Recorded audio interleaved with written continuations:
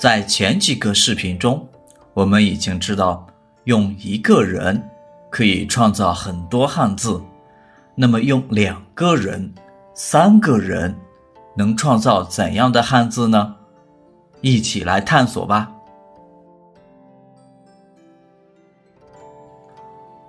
从是2个人，一个跟着另一个，所以从的本意是跟随。这是简体字的从，写法是撇、点、撇、捺。繁体字的从要复杂一些，在2个人的旁边加上了道路和角，写法是撇、撇、竖、撇点、撇点、竖、横、撇、捺。意思就是一个人跟着另一个人在路上走着。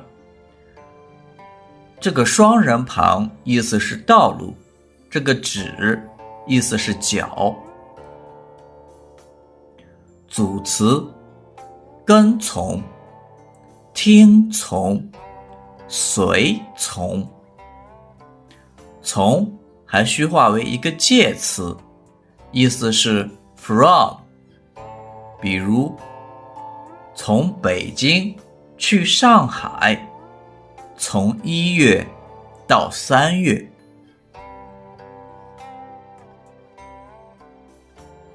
众，2个人是从，3个人是众。从古文字看，众就是太阳下面有3个人。汉字常用3个表示很多个，所以众意思就是很多个人。繁体字的众，上面的太阳里面写成2竖，下面还是3个人，写法是竖、横折、竖、竖、横、撇、竖、撇、点、撇、点。简体众字写法是撇、捺、撇、点、撇、捺。组词：大众、小众、众人。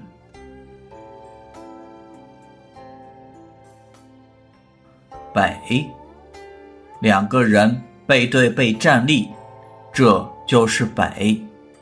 北的笔顺是竖、横、提、撇、竖弯钩。北的本意是身体的后背，可能是因为古代人居住通常面朝南背朝北，所以北的意思变成了方向中的北方。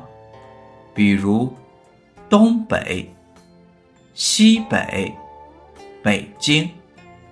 那么有一个问题，表示后背的北变成了表示方向的北，那么后背该用什么字表示呢？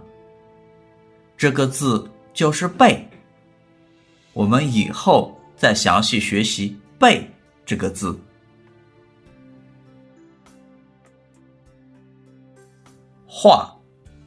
画由2个人组成，一个人正立，一个人倒立。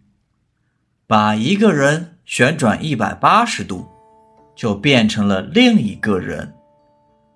这是一个变化的过程，所以画的本意就是变化。画的写法是撇、竖、撇、竖弯钩。组词：文化、老化、变化。